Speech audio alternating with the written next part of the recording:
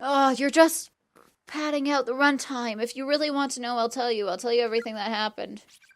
Yuki's spirit gently took hold of Ayumi's hand, and in an instant, their two beings seemed to merge together into a single mind. Well, what's going on? Shinozaki. It hurts, Please don't. Please, end it! No! Oh. God, I'm stuck in this game! Huh? Please, at least I'm fucking recording. What happened to me? I don't know anymore. Didn't I pass out? So am I fully aware right now? I can't see a thing and I can't move. I just want this to end. It's like that feeling you get when you're really tired. Sleep paralysis, I think. Oh, god damn. Where? Why can't I move? Please, just end the game. Oh, great, it's you two. Shichiko Shinozaki, the little girl in the red dress and the only survivor of the horrific murders that occurred in Emily Host Elementary School. Following the incident, Shichiko's family fled from the area, moving to another prefecture to escape the frightful memories that remained here. Strange, however, I've been unable to locate any other record of the Shinozaki family. No matter where I look, the only information I can find about them comes from newspaper reports on the Henley Host murders. Granted, when an elementary school becomes the stage for a grisly incident such as this, perpetrated by none other than the principal's own son, it stands to reason that the scandal would serve as the primary focus for public interest, with all other details fading into the background. And so, of course, after learning that Chichiko was safe, further news of her whereabouts were largely ignored and favored the media's circus surrounding the school. I don't give a shit. But there's more to it than that. People weren't just uninterested in learning of Sachiko's history or whereabouts. There is simply no data to be had. Oh, shit. I can't move my body because of sleep paralysis, I guess. But I can clearly see the room I'm in now. There's one boy and two girls in here, aside from myself. I recognize them. They're the children who were killed in Hemley Host during the incident, but they're still alive? What? Unfortunately, they're all bound hand and foot and just sprawled on the floor, and so am I. Great. That's the real reason I can't move. Fun. Weep, weep, wah. Somebody please save me. Gasp. Ooh, no, stop. No, please, no. Eyes. Oh, this is fun. God, no, I can't see. Now I'm blindfolded. I can't see a thing that's happening to me. And since my hands and feet are tied up, I can't move the blindfold. I can't remove the blindfold either. That just makes everything so much worse. I guess because I can't see, I begin to listen more intently. Yeah, fucking I guess! Frightening sobbing! The helpless cries of the other children echo off the walls of the cramped room. I'm so scared it feels like my head's gonna explode. My head's gonna explode. What are you doing to me? Why am I blindfolded? Untie me. Cut the ropes. I want to be able to use my hands and feet, please. Please. I kept begging and pleading, but all I heard in response was the man walking away from me. In order, okay? In order? Can this just be over, please? Symbols. I've never heard screaming like this before. It's pure, primal terror cutting through the air like a perfect sine wave. It's the boy at the end. Feels like he's been screaming for an eternity. I think he's being killed right now. And now? I don't fuck... My god, what the hell is he doing to him? I don't give a shit. Cutting out his tongue or something. And more symbols. Because why the fuck not? No one deserves this. Why isn't God allowing him to fall unconscious so he doesn't have to suffer? Because fuck you, that's why. Please say, Police say chapter's done. It's been at least a half hour now. Those inhuman screams of a young boy being ripped apart from the inside have finally come to a halt. No. Without even a single moment of silence, the first of the girls in line is next to scream for her life, and the symphony goes on. I don't give a shit anymore. Just end the chapter. God, I can't take any more of this. I'm losing my mind. Stop it. I'm feeling you, Ayumi. I'm feeling you right now. Oh, God damn. Just end the fucking chapter. Gurgle, hick, choke. Oh my God, this is so long. Is it still going on? Come on, just die already. I feel ya, girl. I feel ya. Die already? God, what is wrong with me?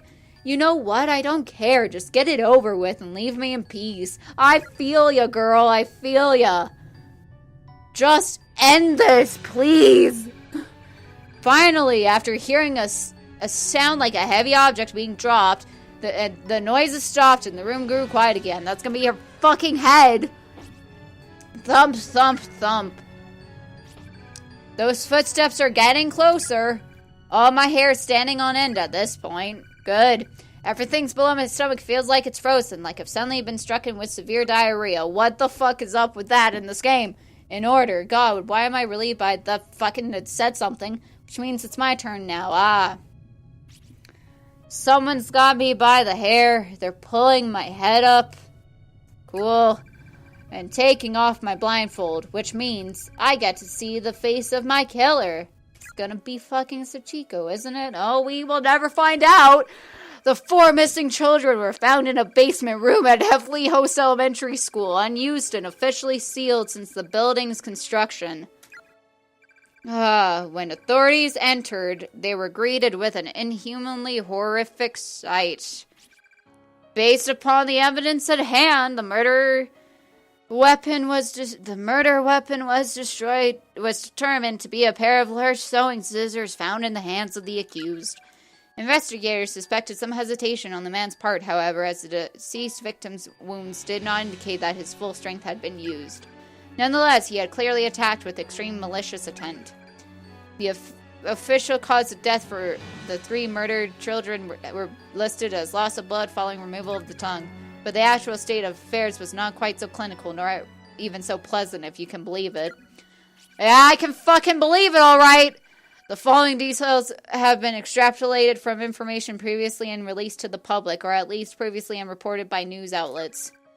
These details of the crime are based on the official police testimony of Shichiko Shinozaki herself. Evidently, the victims were bound, blindfolded, and spaced out on the floor, then killed one by one. One was repeatedly stabbed in the abdomen with the aforementioned pair of scissors, then had many of his internal organs forcefully dug out. His discarded innards were found particularly buried beneath the earthen floor in the basement room. Another was stabbed in the head dozens upon dozens of times, to such an extent that all flesh and bone above her jawline was essentially minced away. Great. With my blindfold removed, the sight that appeared before me was more horrific than anything I could possibly have imagined, because it's the fucking kid! The person staring back at me, brandishing a blood-soaked pair of sewing scissors, wasn't the large man from earlier at all. It was Sachiko, the little girl. It was one of the children. Oh shit, who fucking saw it coming? It was a little girl. Her face dyed red with the blood of her victims. Yeah, and he's fucking freaking out in the corner, of course. She was staring intently at me with soulless gray eyes, and then she just started giggling. Snip, snap, snip, snap. Giggle, giggle. She was opening and closing the bloody scissors over and over again, and the sound kept echoing through the room. Then she took those dull, rusty, thoroughly blood-soaked blades and slowly brought them closer and closer to my left eye. How, why? Why is it you? 'Cause why not? Big twist. Giggle, giggle. No, no, no. It's 4:19. I started at around 1:20. Jesus Christ on a cracker. The third victim was stabbed in the left eye and indeterminate number of times until her eyeball became soup-like in consistency. She was eventually just left like that, slowly bleeding to death in horrible agony. Strange, it was only after these mutilations had been already inflicted that the killer went back and severed the victims' tongues. Learning the truth about these proceedings is shocking even to me. It makes it nearly impossible to accept the murderer as anything but a monster. And bearing witness to every moment, this was a 7-year-old girl named Sachiko. In many ways, she's the most pitiable and long-suffering of them all. But it was through her tearful, frightening testimony that Yoshikazu Yangihori was officially charged. Now, going back to the hunt for information on this unfortunate girl's whereabouts, it was her words that ultimately led to Yoshikazu's sentencing. Therefore, it comes as no real surprise that sensitive information pertaining to her and her family would be withheld, but that's to be expected. What's not expected, however, is that there's not even the slightest trace of this information left to find. It's as if it simply never existed. Therefore, I cannot help but consider alternate possible explanations, and I remind you this is mere conjecture, but one question keeps nagging at the back of my mind. Was Yoshikazu Yangihori really the murderer of the 3 victims? No, of course not. It's the kid. Is it possible this crime is not actually perpetrated by him at all? Yep. Think about it. In his final days, Yoshikazu was incapable of communicating with others through speech. And despite his childlike reversions, he'd always been a personable and friendly man. As the saying goes, he wouldn't have hurt a fly. All his relatives, friends, and neighbors confirmed as much, shocked to hear that such a kindly man could commit these unconscionable atrocities. He certainly had no motive for the crime either. There was nothing for him to gain from it. Remember when I had hope at the beginning of this? Now I'm just dead inside. Then again, he may simply have lost his mind. Look at his father. It was around the same time that Principal Takame Yangihori suddenly began speaking in tongues and acting in a most peculiar way, not to mention scribbling incomprehensible gibberish all over his walls as if possessed. He seemed frightened of someone and would often be found crouching in the corner of his office, moaning and thrashing when visitors came by. I need to turn the light on in my room, because I can't see a goddamn thing. On. Good. If he could wind up in such a, I don't even want to read that fucking word, state with no warning, then perhaps so too could his son. Please, just let it end. I believe that we're looking at a curse far more powerful than anything man could devise. From the time it opened its doors to the day it closed them forever. Heavenly House Elementary School sealed basement room has existed as some form of cursed ground. And to find the underlying cause, we must go back beyond the infamous kidnapping and murder incident. Back a whole 20 years. Please just end this. I believe I may have found a clue that could shed some light on the situation. It may be a bit far-fetched as leads go, but it is a lead nonetheless. Regrettably, since Heavenly Host was not only closed down but demolished altogether and another school built in its place, it's no longer possible to investigate the basement room directly. But my protege has found what may be the next best thing. Something that can make the impossible possible once more. Preparations are being made to pursue this lead even now. Be sure not to miss the next installment. It may be the scoop of a lifetime. Please just end the chapter. End the chapter. Kukabiki, 2003-722. God! End the chapter! Please! End the chapter! End the chapter! Yes! Thank Christ! Oh! Yes! Oh! Sweet relief! Sweet relief! Oh my god! Where'd the ball go? There it is. Fucking hell!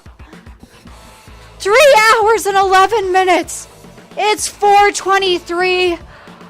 Oh, thank God! Oh, man. Oh! Ah. Thank Christ. It's now done. It's now over. I can go. Once these credits are finished, I can resync, and then I can go. If this didn't record sound, I'm sorry, but there's no way I'm playing that shit again. Oh my god. Oh man. Oh. This was a long one, guys.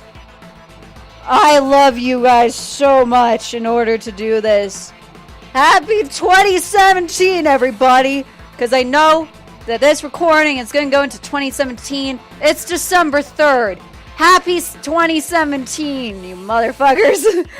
Oh my god. This was so long. This was so long. Oh, sweet relief. Sweet relief.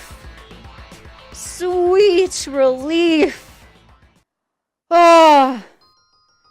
Achievement unlocked. Yes. Fucking. I'm done. See you guys in chapter 5.